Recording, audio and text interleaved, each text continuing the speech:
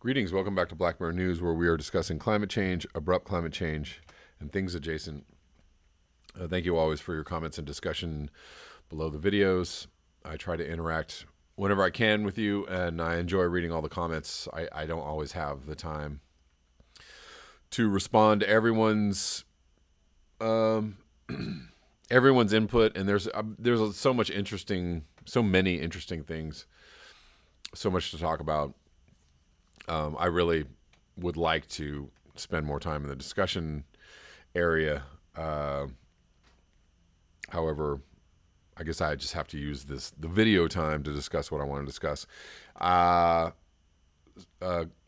Frequent commenter was saying the other day, like, kind of just making the comment, like, we're cooked, we're done, etc. And, a lot of people are of that mind frame, and there's nothing wrong with that. That's in all likelihood where we're at. I just happen to be of the mind that action is the antidote to despair. And I remember when I wandered into this news about, how bad climate change was, I stumbled across Guy McPherson and kind of just dived deeper into the rabbit hole of climate change. And, 4 years ago, 2014, there was a lot of talk about economic collapse, and obviously we hadn't hit 2016 yet, which was a really bad year for climate change. All the years are bad years for climate change right now, but that was the year we had an El Nino and things kind of ramped up a little bit. But anyways, 4 years ago, I was kind of the mind that, this is it. Here we go, over the falls, right? And we kind of keep coming to that place of like, here it is, this is the year, Blue Ocean event. And who knows, could be this year, could be next year. The thing is, what I'm trying to say is that 4 years ago, I was kind of making plans for everything to collapse then. And here we are 4 years later with pretty much business as usual still going on with, general industrial civilization and systems, being intact, and nothing has collapsed and nothing's fallen apart. I'm not saying that it won't. I'm just saying that what if we have some kind of slow descent down the staircase instead of an abrupt collapse, if you will. And there's a lot of evidence, and there's a lot of people that think that that's actually how it may take place, that it won't be some kind of big event where something happens and everybody's wiped out, or, within a year or two, everything's gone. What if we have 10 more years of relative normalcy? 10 more years is a long time to not be taking action. 10 more years is a long time to be like, here we go. Oh, here we go. So yeah, I just have been thinking a lot about taking more, just more direct action and trying to make a little more impact than I feel like I'm making with these videos, because I feel like we can get sucked into the social media. If we're talking about it, we're doing something about it. Mirage, if you will. And talking about it is great, but doing something about it is better. And that's why I was so inspired by that Roger Hallam video the other day. He just says, he knows we're cooked, and he's like, but I'm going to do something about it anyway. So that's kind of where I'm at mentally. I'm trying to see how I can lessen my duties in the normal world and kind of take on climate change on the political and social realm in more of a concrete way. So I didn't actually see this when it happened. This is from a few days ago. Deadly Encinitas cliff collapse is a warning sign for California coast. The deadly cliff collapse in Encinitas last week raised questions about the stability of large swaths of the state that are lined by bluffs, many of which support houses or other enticing patches of shade for families relaxing on the beach. Yeah, indeed. If you live in Southern California, I've seen in my lifetime, these houses that were built up on these bluffs overlooking the ocean, and how beautiful, and the cliffs erode and suddenly the foundations are exposed or the swimming pool is exposed. That's the end of your property value right there.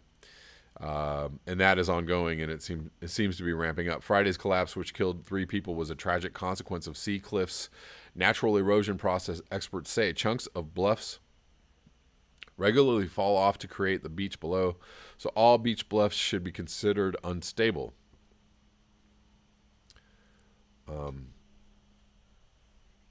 So I guess it's collapsed on top of some people. February, 2 women were walking on a cliff above Fort Funston Beach in San Francisco when it collapsed and buried them. 2017, a woman peering over the edge of a cliff in Santa Cruz County fell to her death when the ground gave way beneath her. Frightening. Last fall, sections of the cliffs in Del Mar and San Diego County collapsed 3 times in just a few weeks. So it's not just Florida or the Carolinas or New York or Boston who are getting the effects of sea level rise. We are getting it here in Los Angeles as well.